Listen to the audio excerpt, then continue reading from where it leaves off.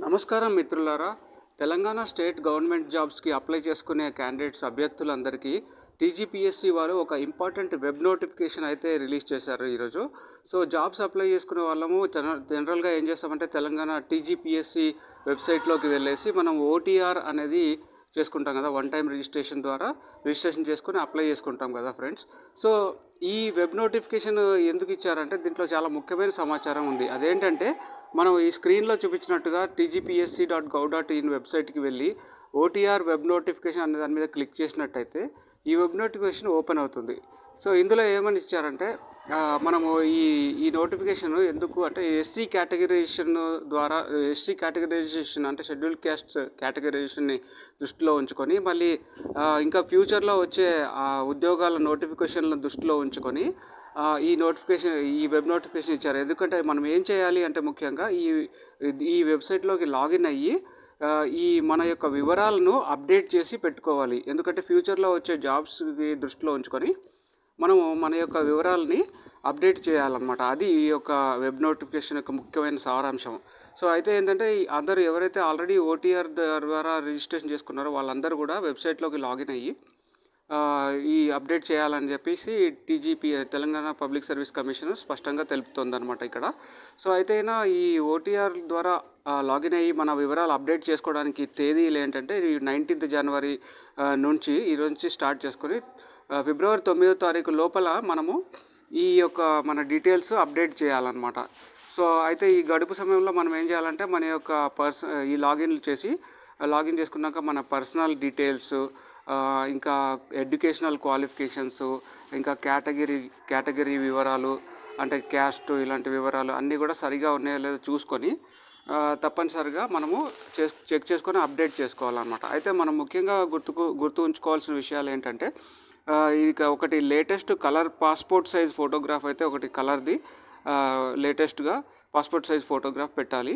అలాగే మనకు ముఖ్యమైన అన్ని అవసరమైన సర్టిఫికెట్లు అన్నీ కూడా అప్లోడ్ చేయాలి. అంటే ఏవైనా లేటెస్ట్గా ఉన్న సర్టిఫికెట్లు అవసరమైన సర్టిఫికెట్స్ అన్నీ కూడా అప్లోడ్ చేయాలి. అంటే జాబ్స్ పర్పస్గా ఏవైతే అవసరమైతే అవన్నీ కూడా. అయితే ఒక అభ్యర్థికి ఒక ఓటీఆర్ మాత్రమే ఉండాలి. వన్ టైం రిజిస్ట్రేషన్ ఒకటే ఉండాలి ఒక క్యాండిడేట్కి. కాబట్టి మీరు ఓటీఆర్లో ఇచ్చే డేటానే మనకు ఫ్యూచర్లో ఉపయోగిస్తారు. ఏదైతే మీరు ఓటీఆర్ ద్వారా డేటా ఎంటర్ చేస్తారో వెబ్సైట్లో ఆ డేటాను మాత్రమే మనకు ఫ్యూచర్లో వచ్చే జాబ్ నోటిఫికేషన్స్ అన్నిటికీ అదే మనకి ప్రైమరీ డేటాగా వాళ్ళు పరిగణిస్తారన్నమాట టీజీపీఎస్సీ వాళ్ళు. కాబట్టి డేటా అనేది చాలా జాగ్రత్తగా ఎంటర్ చేసి మళ్ళీ రీసబ్మిట్ చేయాలి ఓటీఆర్ ఫామ్లో. సో ఇలా చేశాక ఒకసారి చేసిన తర్వాత మళ్ళీ ఇవి మార్చడానికి ఉండదు అనమాట.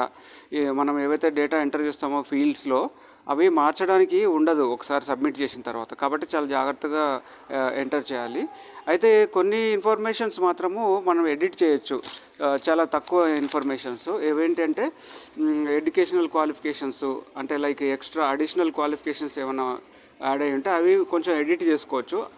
అట్లానే మన కమ్యూనికేషన్ అడ్రస్ ఒకవేళ అడ్రస్ కింద మారింది అంటే అది కూడా ఎడిట్ చేసుకోవచ్చు.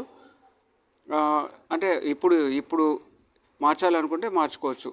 ఈ కొన్ని మాత్రమే. ఏదంటే ఎడ్యుకేషనల్ క్వాలిఫికేషన్స్, తర్వాత అడ్రస్, తర్వాత ఈడబ్ల్యూఎస్ నాన్ క్రీమీ లేయర్ అవి కూడా మార్చుకోవచ్చు కావాలంటే. ఇంకా మొబైల్ నెంబరు, ఈమెయిల్ ఐడి కూడా మార్చుకోవచ్చు. అంటే మనం ఫామ్లో మొత్తంలో ఏదైనా డేటా మార్చుకోవచ్చు, అప్డేట్ చేయొచ్చు.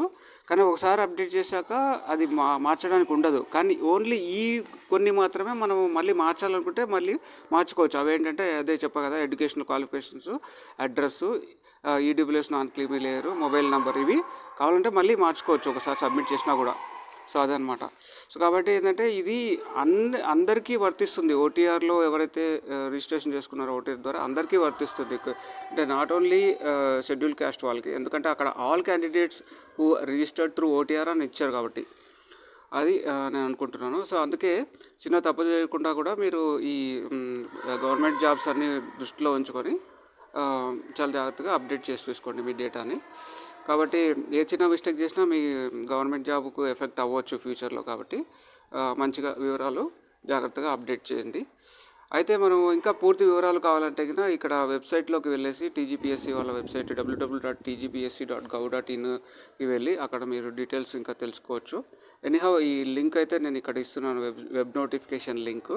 సో కాబట్టి లేటెస్ట్ జాబ్ నోటిఫికేషన్ అప్డేట్స్ కోసము మా ఛానల్ సబ్స్క్రైబ్ చేసుకోండి. అలాగే ఈ వీడియోని ఒకసారి లైక్ చేయండి, అట్లనే మీ ఫ్రెండ్స్ తోటి షేర్ చేయండి. వీడియో చూసినందుకు చాలా ధన్యవాదాలు. Thank you. Have a good day. Bye bye.